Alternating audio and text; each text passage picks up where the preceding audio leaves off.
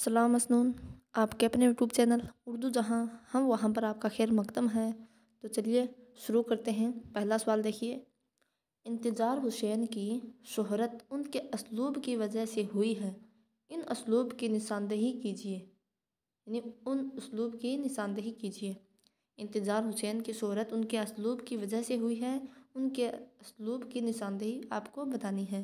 तो क्या होगा, रोमानी, तजरीदी, दास्तानी या हकीकत निगारी। तो उनके असलूब की वजह से जो उनको शोहरत मिली है वो किस तरह का था, तो तजरीदी। ठीक है, ऑप्शन नंबर 2 हमारा दुरुस्त हो जाएगा। इंतज़ार हुसैन का जो नाविल है निसाब में शामिल है, क्या नाविल है, बस्ती।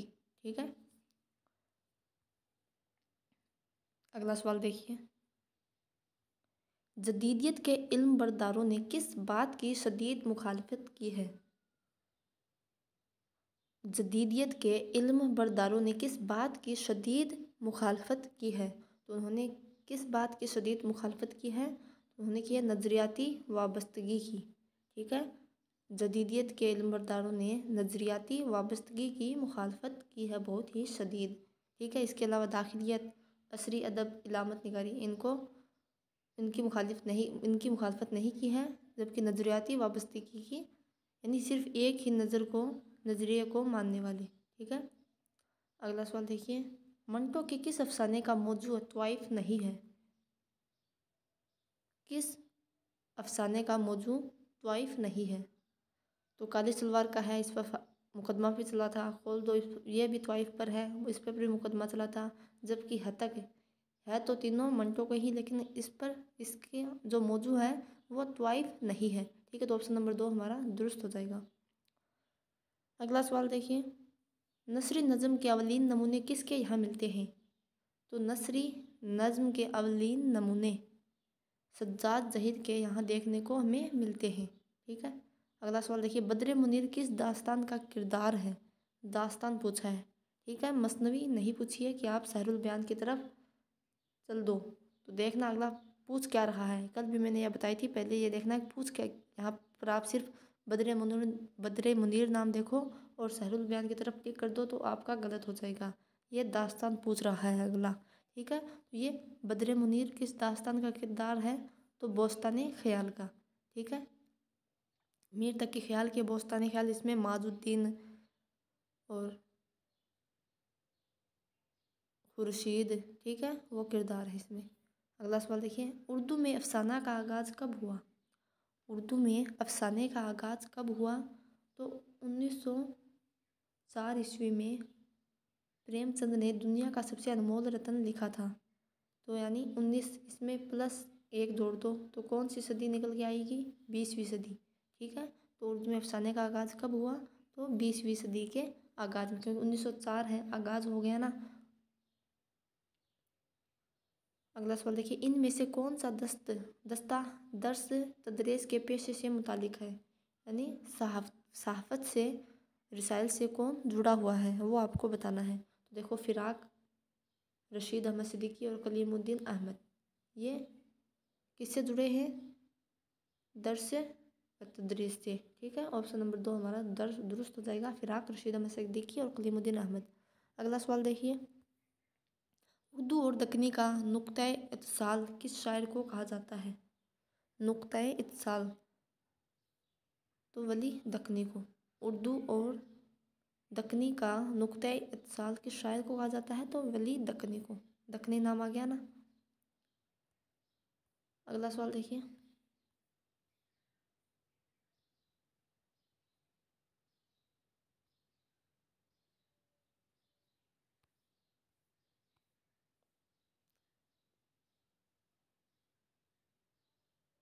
किस अदीब ने मकतूबों को फ़नून लतीफ़ा कहा है। किस अदीब ने मकतूबों को फ़नून लतीफ़ा कहा है, तो अबुल कलाम आज़ाद ने इनका कौन सा है, खतूत का मजमू है गुबारे खातिर, जिसमें 24 ख़त है। 20 तो जेल के अंदर लिखे थे और 4 जेल के बाहर, और किसके नाम, हबीबुर रहमान ख़ान शेरवानी के नाम। ठीक है, और अजमल ख़ान ने इनको मरतब किया था। तो किस अदीब ने मकतूबों को फ़नून लतीफ़ा कहा है, तो मौलाना अबुल कलाम आज़ाद ने। अगला सवाल देखिए, अमली तनकीद से क्या मुराद है? अमली तनकीद से मुराद है फ़न और अदब के ताल्लुक़ को ख्याल या नज़रिया पेश करना। फ़न और अदब के ताल्लुक़ को ख्याल या नज़रिया पेश करना, ये अमली तनकीद से मुराद है।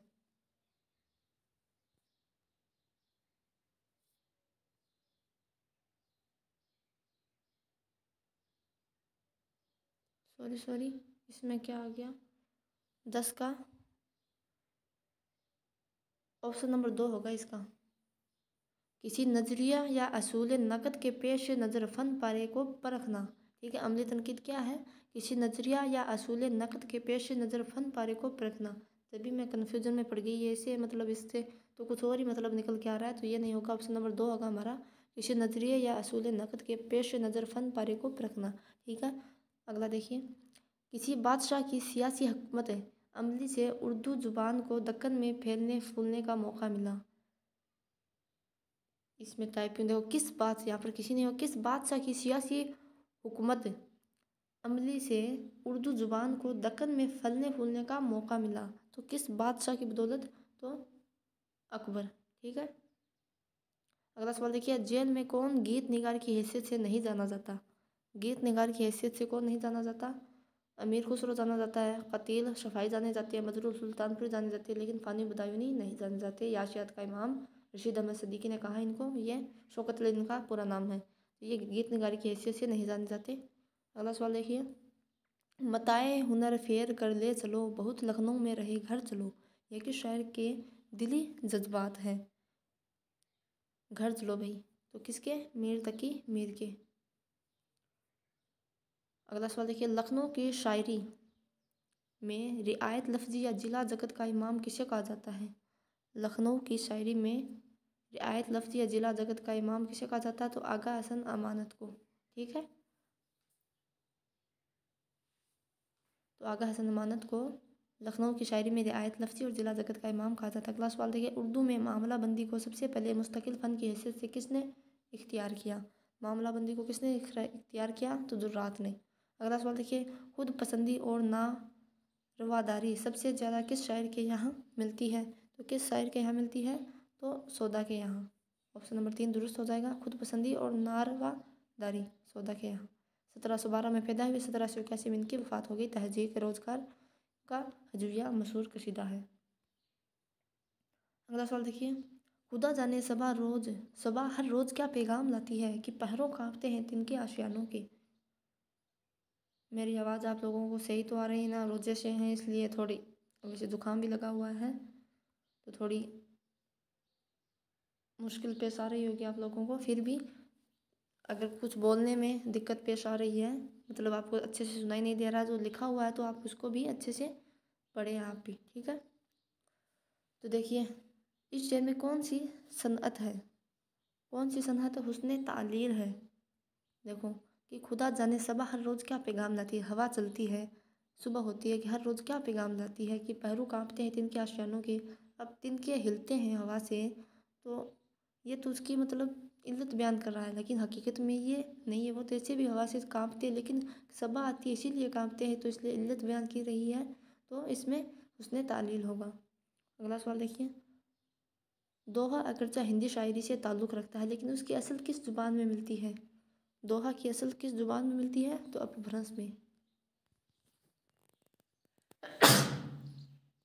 सॉरी, तो दोहा अगरचा हिंदी शायरी से ताल्लुक़ रखती है, लेकिन इसकी असल अपभ्रंश से मिलती है, खड़ी बोली से नहीं मिलती है। ठीक है, अपभ्रंश से। अगला सवाल देखिए, मुकदमा तारीख़ ज़ुबान उर्दू की सन इशात क्या है? सन इशात है 1948। अगला सवाल देखिए, वह महज एक बेसूद और दो राजकार सिन्फ मालूम होती है। गज़ल के मुतालिक यह गिला किसका है? यह गिला किसका है? तो यह है हाली का, अल्ताफ़ हुसैन हाली का। अगला सवाल देखिए, उर्दू कशीदा निगारी का तनकीदी जायज़ा किसकी तसनीफ़ है?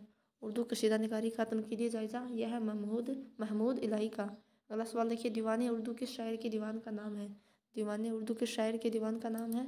तो वली दखनी का। दीवान उर्दू वली दखनी के दीवान का नाम है। अगला सवाल देखिए, हिंदुस्तान में इल्हामी किताबें दो हैं, मुक़द्दस और दीवाने गालिब किस जुमले के जेल में आती हैं? मतलब इसमें यह है, तो किसका कॉल है ये?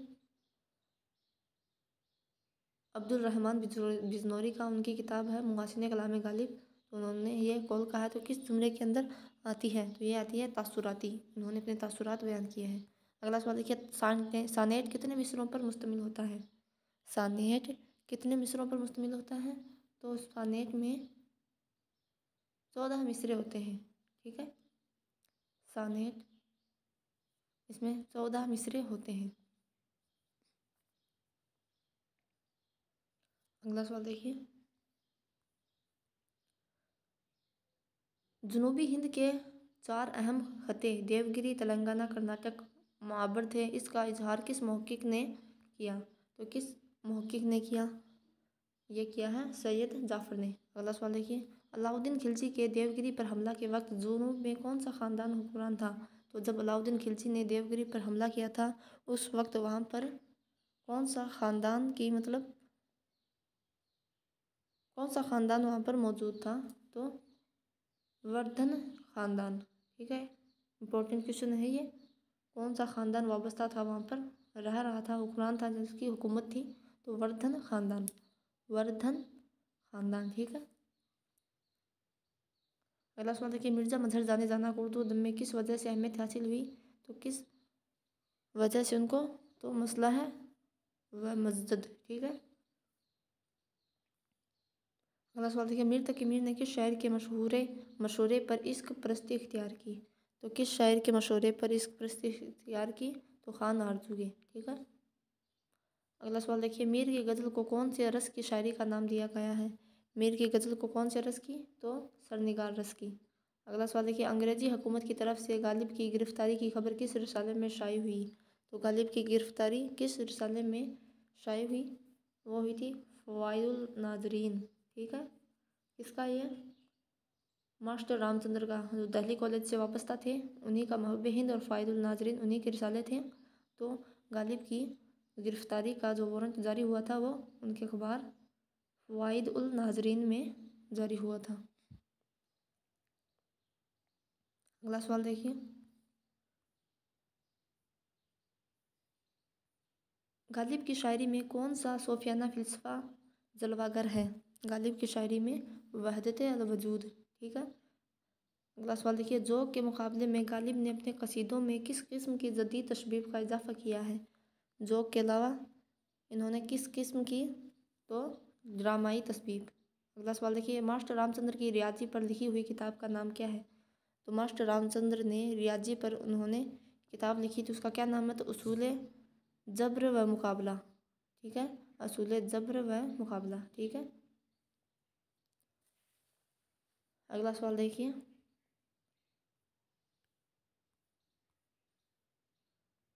आर्य समाज और ब्रह्म समाज की रोश ख्याली का आगाज़ किस उर्दू के मसलह दौर में हुआ? तो किस उर्दू के मसलह दौर में हुआ? तो सर सैयद अहमद ख़ान। ठीक है, अगला सवाल, सर सैयद अहमद ख़ान के मिजाज में मजहब पसंदी के बजाय कौन सा जज्बा कार फरमा है?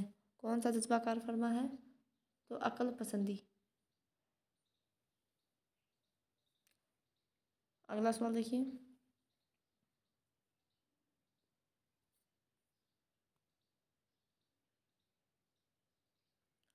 तो अक्ल पसंदी। ठीक है, ये भी है, लेकिन कंफ्यूज नहीं होना है। मजहब पसंदी के बजाय कौन सा जज्बा कार फरमा है सबसे ज़्यादा मजहब के बाद? तो अक्ल। रिसाला अवध पंच के अपनी सहाफ़त के ज़रिए कौन सा कारनामा अंजाम दिया? अवध पंच में तो मगरिब की तकलीद से परहेज़। ठीक है, मगरिब की तकलीद से परहेज़।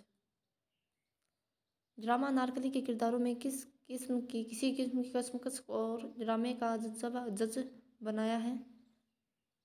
तो किसमें? अंदरूनी कशमकश को। ठीक है, अगला सवाल देखिए, ड्रामे के फ़नी खसूसियात के बारे में आप क्या समझते हैं? तो क्या समझते हैं भैया, आप बताइए।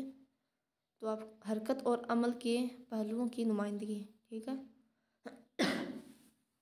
गला ख़राब हो रहा है भैया आज, तो बोलने में भी दिक्कत आ रही है। थोड़े से क्वेश्चन और है, चलिए। कुर्रतुल ऐन हैदर के कौन से नावल को फैमिली सागाया स्वानही नावल का दर्जा हासिल है? 39 का, तो इसमें हो जाएगा कार जहाँ दराज है। ठीक है। अगला सवाल है 1919 में हजरत मोहानी को कौन सी जमात के बानी अरकान में शामिल किया गया? तो जमीयत अल उलमा हिंद, ठीक है। 1919 में जमीयत अल उलमा हिंद। अगला सवाल देखिए, हसरत की कौन सी गज़ल उनकी मोहब्बत और सीरत से पर्दे उठा देने का काम अंजाम देती है? तो नाम से याद है, देखिए, चुपके चुपके रात दिन आंसू बहाना याद है, ये उनकी मोहब्बत के पर्दे उठाती है, ठीक है। अगला सवाल देखिए, वह कौन सा शायर है जिसकी गज़लों में इश्क अर्जी ज़्यादा है और इश्क मावराई बहुत कम है? वह कौन सा शायर है? तो वह है जिगर मुरादाबादी। अगला सवाल देखिए, कौन से रुबाई गो शायर के कलाम में इखलाक आमोजी और मतसोफाना निगाहत की फारवानी मिलती है? इसका हो जाएगा अमजद हैदराबादी। अगला सवाल देखिए, इश्क को रूहानियत का दर्जा देते हुए यह मिसरा किस शायर ने लिखा है? इश्क तौफीक है गुनाह नहीं, इश्क तौफीक है गुनाह नहीं, ये फिराक गोरखपुरी का कौल है। अगला सवाल देखिए, फ़ानी बदायूनी ने उर्दू गज़ल में गम परस्ती और जज़न परस्ती को शायरी का कौन सा अंदाज़ा बना दिया? तो कौन सा? इसका हो जाएगा फ़िलसफ़े हयात, ठीक है। फ़ानी बदायूनी ने उर्दू गज़ल में गम परस्ती और जज़न परस्ती को शायरी का कौन सा अंदाज़ बना दिया? तो फ़िलसफ़े हयात। अगला सवाल देखिए, किस तहरीक ने उर्दू शायरी में आज़ाद नज़म निगारी को मकबूल बनाने की कोशिश की? किस तहरीक ने उर्दू शायरी में आज़ाद नज़म निगारी को मकबूल बनाने की? तो तरक्की पसंद तहरीक ने। अगला सवाल देखिए, हल्का रबाब ज़ौक़ के अदीब व शायरा ने किस तरीके को नापसंद किया? तो प्रोपेगेंडा और तबलीग को इन्होंने नापसंद किया, यानी तरक्की पसंद तहरीक के रद्द अमल में ही हल्का रबाब ज़ौक़ का वजूद हुआ था। कब हुआ था? 1936 में तो तरक्की पसंद तहरीक, और 1939 में नसीर जावी के घर पर हल्का रबाब ज़ौक़ का क़याम हुआ था। अगला सवाल देखिए, जोश मलिह आबादी की शायरी की इम्तियाजी खसूसियात क्या है? देखिए, क्लासिकी और रोमानियत का इजहार, बागियाना और रोमानी लहजा, मुनाजिर व मुजाहिर को मुजस्सिम बना देना, ठीक, मुनाजिर व मुजाहिर को मुजस्सिम बना देना, यह क्या है? इम्तियाजी खसूसियात है। मसनवी सहरुल बयान का किस्सा इख्तितामी मरहले में कौन सा नतीजा फराहम करता है? तो क्या देखने को मिलता है आखिर में? ये तरबिया, ठीक है, मिल जाते हैं बद्र मुनीर और बेनज़ीर। किस्सा महर अफरोज़ दिलबर जैसी दास्तान में तमाम किरदार किस अंदाज के हैं? किस अंदाज के हैं? तमसीली है, ठीक है। किस शायर के आबा व अजदाद का सिलसिला ख्वाजा उस्मान हारूनी से जा मिलता है? तो किसका? मिजाज लखनवी का। नगरी नगरी फिरा मुसाफिर किसकी नज़्म है? तो यह है मीराजी की। नगरी नगरी फिरा मुसाफिर किसकी नज़्म है? मीराजी की। सॉरी, क्या बता दी? हाँ, मीराजी की ही है। अगला देखिए, किस अदीब ने कुरान पाक का हिंदी में तर्जुमा किया? तो किसने किया? ख्वाजा हसन निज़ामी ने। अगला सवाल देखिए, किस शायर के नाम डाक टिकट जारी नहीं हुआ? हसरत मोहानी के हुआ था, मजरू के हुआ था, मिजाज के मतलब फैज़ अहमद के ऊपर डाक टिकट जारी नहीं हुआ था। ये सवालात थे हमारे, कंप्लीट हो गए। तबीयत ठीक नहीं थी, फिर भी मैंने सोचा कल भी शॉर्ट वीडियो डाली थी मैंने, वो जिनका अलकाब मिले थे लिसानुल असर अकबर इलाहाबादी को, उस तरह से मुतालिक जो अक्सर इम्तिहानात में पूछे जाते थे। तो जिन्होंने कल वाली वीडियो नहीं देखी है तो वो जाकर 10-15 मिनट की है वो, तो वो जाकर ज़रूर देख लें, ठीक है, बहुत फ़ायदा मिलेगा आपको। तो आज के लिए इतना ही, अल्लाह हाफिज़।